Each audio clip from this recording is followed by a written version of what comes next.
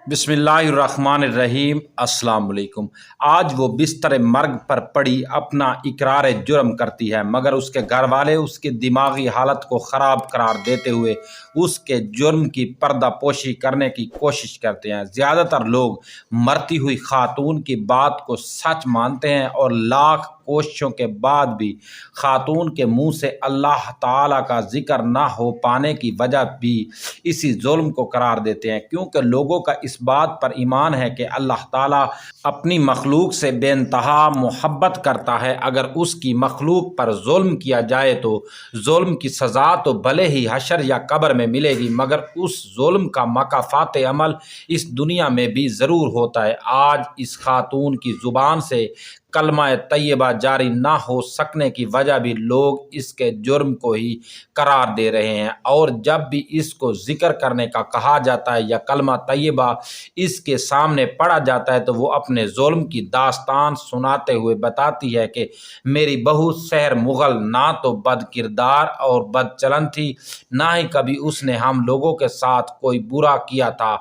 मैं और मेरा बेटा उसको रोज़ाना सिर्फ इस वजह से पीटते थे क्योंकि उसके पेट में पलने वाला बच्चा लड़की थी और मैं इसे ये बच्चा पैदा ना करने के लिए मजबूर करती थी और वो मेरी बात नहीं मान रही थी। मैं अब अपने बेटे को साफ अल्फाज में ये नहीं कहना चाहती थी कि मैं एक बार फिर उसकी औलाद का कत्ल करवाना चाहती हूँ, और मेरी ये कोशिश थी कि किसी न किसी तरह डर कर या हमारी बात मानकर मेरी बहू सहर बट ये बच्ची ज़ाया करवा दे। जब किसी भी सूरत में मेरी बहू मेरी बात मानकर अपनी औलाद को कत्ल करने पर राज़ी ना हुई तो मजबूरन मैंने उस पर हीलो बहानों से तशद्दुद करना शुरू कर दिया, बल्कि उसके शोहर को भी उसकी तरफ भड़काने लगी। यहाँ तक कि मेरा बेटा भी बाज़ औक़ात अपनी बीवी पर हाथ उठाने लगा, मगर ऐसे मुश्किलात में भी मेरी बहू अपनी औलाद को इस दुनिया में ना लाने पर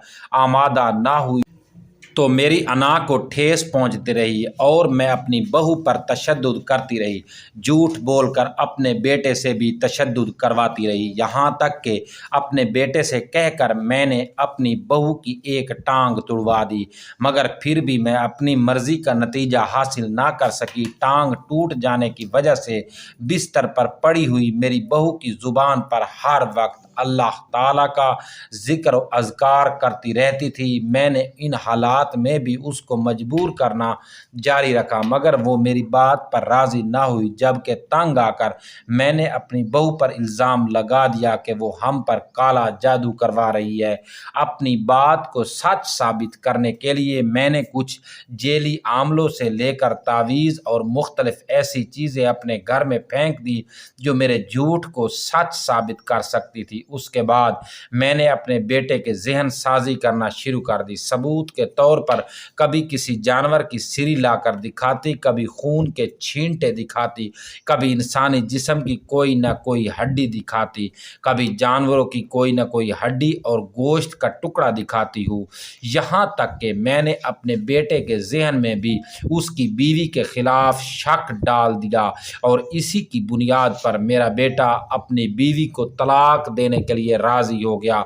मगर जब मैंने देखा कि उसकी बीवी को हक मेहर की मद में कसीर रकम और घर देना पड़ेगा तो मैंने अपने बेटे को अपनी बीवी का कत्ल कर देने का मशवरा दिया, क्योंकि इस सूरत में हम कसीर रकम और एक घर बतौर हक मेहर देने से बच सकते थे। मेरे बेटे ने मेरी बात सुनकर बहुत गौर व खौज किया, लेकिन वो फिर भी मेरी इस बात पर राज़ी ना हुआ कि वो अपनी बीवी को कत्ल कर देगा। अलबत्ता उसने मुझे ये इजाज़त दे दी कि मैं जिस तरह चाहूँ, जैसे मुझे बेहतर लगे मैं कर सकती हूँ, लेकिन साथ ही उसने मुझे नसीहत की कि कोई ना कोई ऐसा तरीका अपनाया जाए जिसकी वजह से वो कानून की नज़रों में भी ना आ सके, और मेरे पास ऐसे कई तरीके थे। मैंने एक सपेरे से बात की, एक इंतहाई जहरीला सांप लाकर अपने कमरे में अपनी बहू के बिस्तर पर रख दिया। मेरी बहू उस वक्त गहरी नींद सो रही थी। सांप मेरी बहू को डस लिया।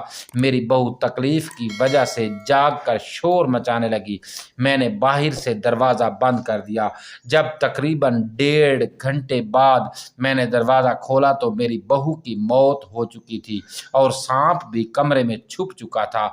मैंने उस आस पास के घरों से मर्दों को बुलवाया, उनको बताया कि मैंने कमरे में सांप देखा है। लोगों ने आते ही सबसे पहले मेरी बहू की हालत देखी और बताया कि उसे सांप डस चुका है। साथ ही फौरन मेरी बहू को उठाकर अस्पताल पहुंचाया गया। वहां जाकर बताया गया कि सांप ने बहुत पहले से डस लिया था और उसकी बहुत पहले ही मौत वाक़ई हो चुकी है। इसके बाद लोगों ने उस कमरे से उस सांप को ढूंढकर सांप को मार दिया। इस सच्चाई से मेरा बेटा भी वाकिफ नहीं है कि मैंने उसकी बीवी को कैसे कत्ल किया गया। वो तभी मौत मर गई। मेरे इस जुर्म पर ना तो मेरी औलाद को शक हुआ, ना ही मेरी बहू के घर वालों को शक हुआ। सब ने इस चीज़ को लिखी तकदीर का खेल मान लिया। यूं मैंने अपने बेटे की दोबारा शादी कर दी और शादी के बाद मेरा बेटा बैरून मुल्क सेट हो गया। मैं भी अपना ये अमल भूल कर अपनी ज़िंदगी सुकून से जीने लगी। लेकिन अब जब भी मैं अकेली हो जाती हूँ तो मुझे लगता है कि मेरे पहले वाली बहू सांप को लेकर मेरे कमरे में आ गई है और सांप मुझे डसने की कोशिश कर रहा है, जिसकी वजह से मैं चीखने चिल्लाने लगती हूँ और मेरा शोर सुनकर मोहल्ले वाले और मेरे घर वाले दौड़कर मेरे पास पहुँच जाते हैं। मैं अल्लाह ताला का जिक्र करने की कोशिश करती हूँ, लेकिन पता नहीं वो लफ्ज़ मेरी ज़ुबान से अदा ही नहीं हो पाते।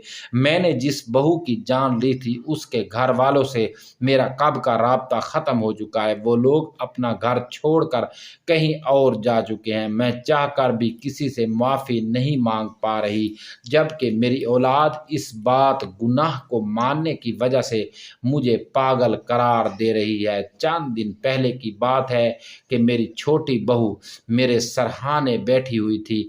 मैंने उससे पानी मांगा और साथ ही कहा कि मुझे गर्मी लग रही है, थोड़ा चारपाई के दरमियान में बैठ जाओ। तो मेरी बहू ने अपने लहजे में हकारत भरकर बोलते हुए मुझे कहा कि मैं यहाँ से नहीं उठने वाली, ना तुम्हारी मुलाजिम हूँ तुम्हें पानी पिलाऊं, मैं यहाँ ही बैठी रहूँगी, बल्कि मेरी तो ख्वाहिश है गर्मी से तुम्हारा दम घुटकर तुम्हारी मौत हो जाए। अपनी बहू की बात सुनकर मुझे अपनी पहली बहू पर किया गया जुल्म सितम याद आ गया, लेकिन अब मैं चाहकर भी इस जुर्म को कोई कफारा नहीं अदा कर पा रही। और मैं जब आप लोगों को अपनी आप बीती सुनाती हूँ तो मेरी औलाद मुझे पागल करार देती है।